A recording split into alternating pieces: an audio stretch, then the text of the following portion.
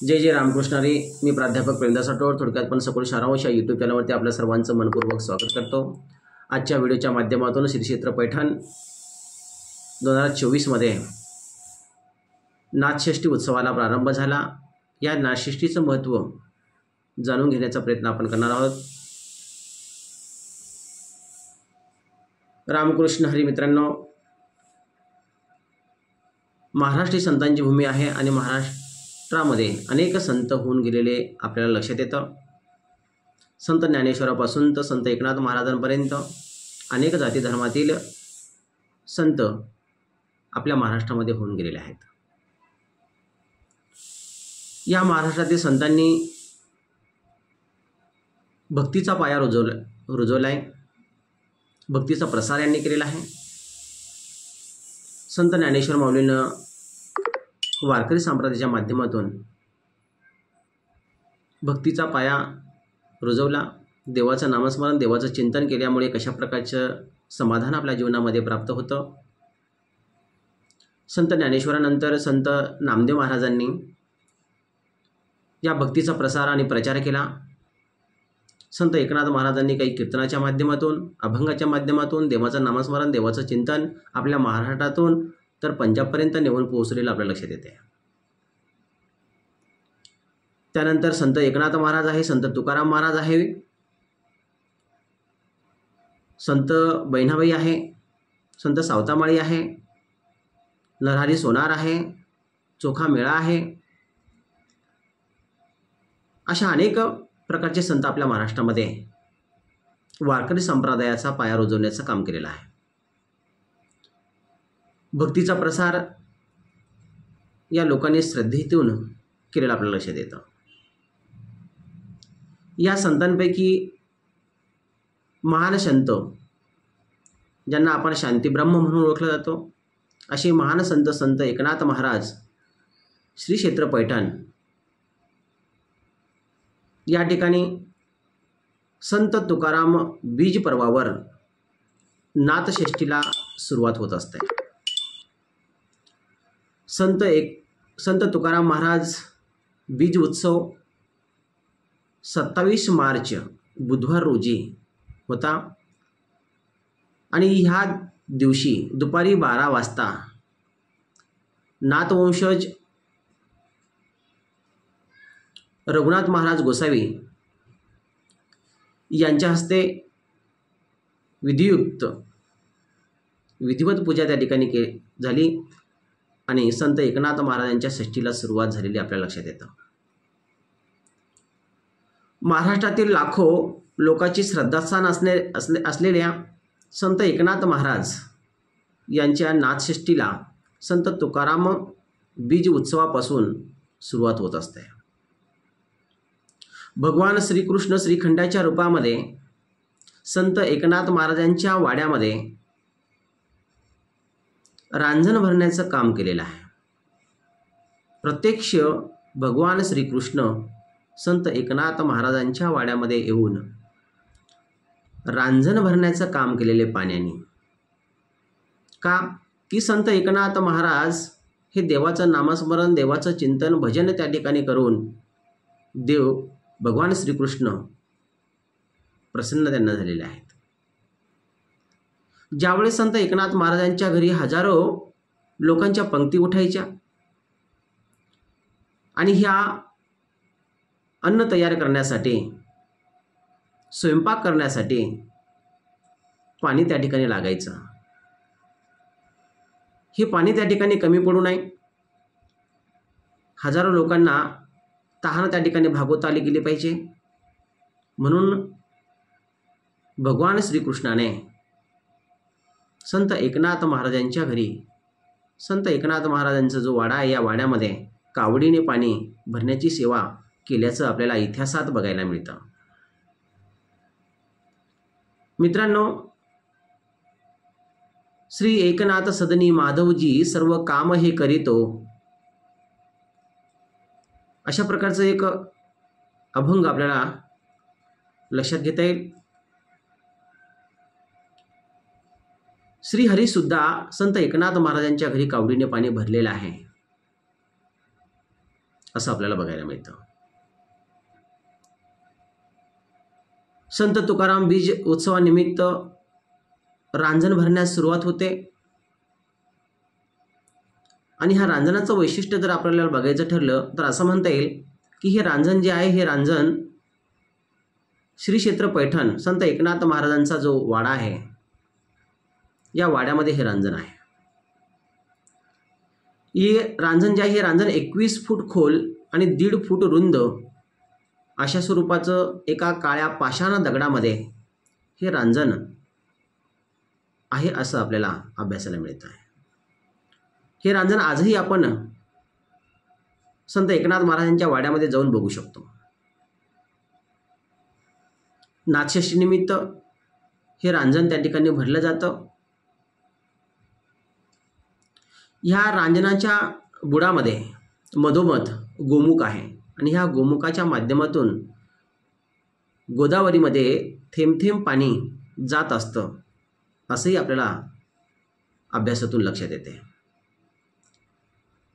हे पाणी कसं जातं हे अजून कोणालाही माहिती नाही. हे वैशिष्ट्य आहे त्याचं. नाथषष्ठीनिमित्त सर्व भाविक भक्तांनी श्री क्षेत्र पैठण या ठिकाणी नाथांच्या दर्शनासाठी जावं, नाथांचा वाडा त्या ठिकाणी बघावा, नाथांच्या समाधीचं दर्शन घ्यावं, गोदावरीचं स्नान करावं. ह्या गोष्टी आपण स्वतः अनुभवल्यानंतर आपल्याला ह्या गोष्टी लक्षात येईल. संत एकनाथ महाराज यांना शांतीब्रह्म म्हणून ओळखलं जात आहे. संत एकनाथ महाराजांची एक आख्यायिका अशी आहे मित्रांनो की नाथ महाराजांकडे शांतता खूप होती म्हणून त्याला शांतीब्रह्म असं म्हटलं जात आहे. त्यांची एक आख्यायिका अशी लक्षात येते की ज्यावेळेस संत एकनाथ महाराज गोदावरीतून स्नान करून बाहेर येत असत तर त्यावेळेस त्यांच्या अंगावरती एका व्यक्तीनं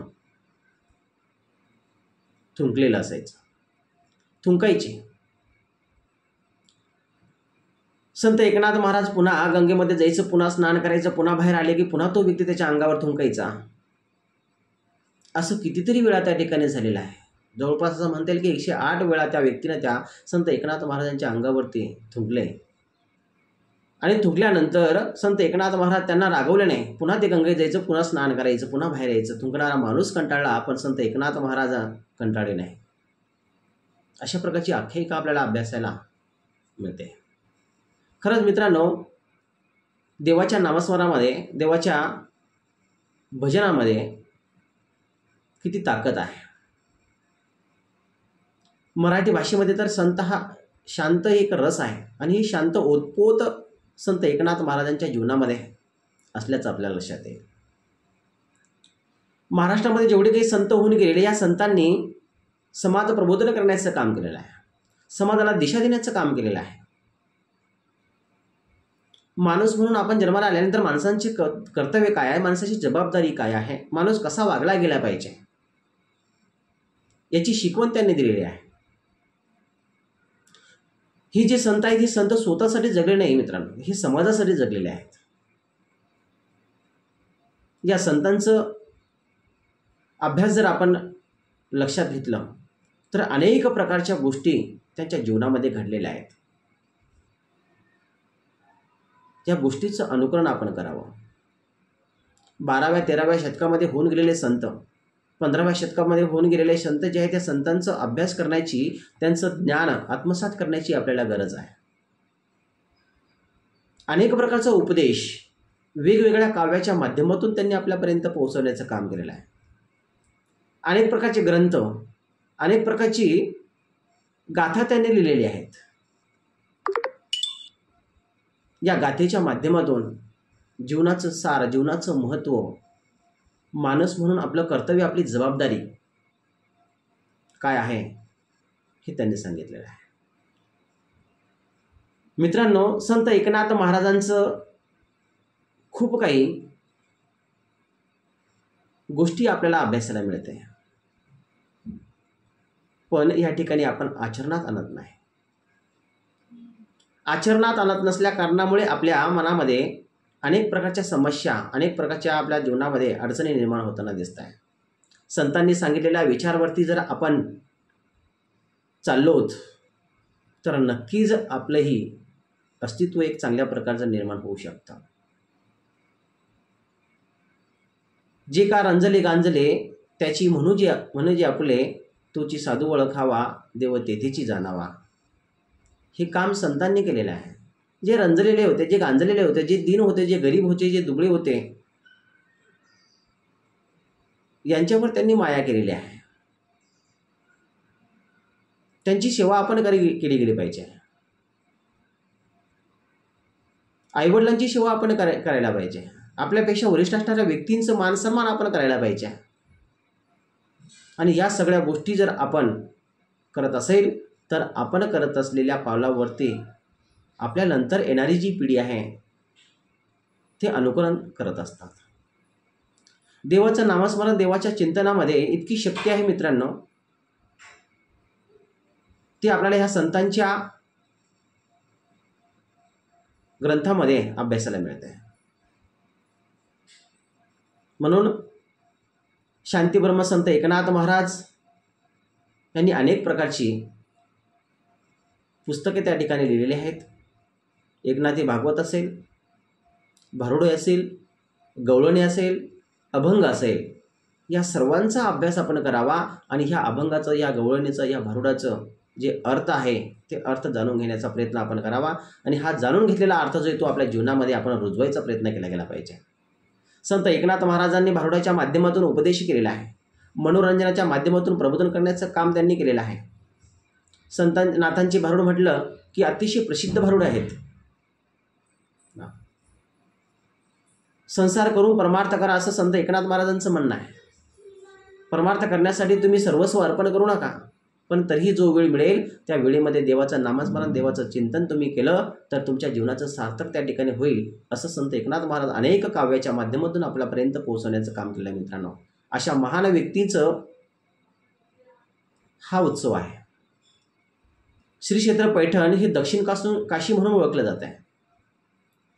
आणि दक्षिण काशी म्हणून ओळखले जाणारे हे तीर्थक्षेत्र आहे. या ठिकाणी लाखो भाविक या षष्टीनिमित्त येत असतात आणि आपल्या कीर्तनाच्या माध्यमातून भक्तीचा प्रसार, देवाचं नामस्मरण, नाथांचं जीवनकार्य त्या ठिकाणी आपल्यासमोर मांडण्याचा प्रयत्न करतात.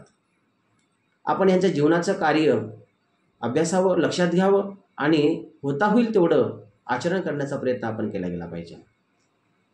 31 मार्च रोजी पहिली दिंडी श्री क्षेत्र पैठण या ठिकाणी येणार. त्यानंतर 2 तारखेला नाथ मंदिरामध्ये काला होणार आहे. या काल्याचा प्रसाद सर्वांनी घ्यावा, या काल्याचा आस्वाद सर्वांनी घ्यावा. हजारो भाविक त्या ठिकाणी कशा पद्धतीने येतात, त्यात स्त्री असेल, पुरुष असेल, माता असेल, माऊली असेल, लहान मुलं असतील, सगळेच ह्या ठिकाणी मनोभावे संत एकनाथ महाराजांचं नामस्मरण चिंतन करण्यासाठी हे 3 दिवस श्री क्षेत्र पैठण या ठिकाणी जातात. त्या ठिकाणी आपणही नाथषष्ठीला या 3 दिवसामध्ये जावं, तेथील अनुभूती आपण घ्यावी. खरंच नाथांचं आनंद, नाथांचा उत्सव हा किती प्रेरणादायी आहे हे आपल्याला लक्षात येत आहे. हजारो भाविकांची श्रद्धास्थान असणारे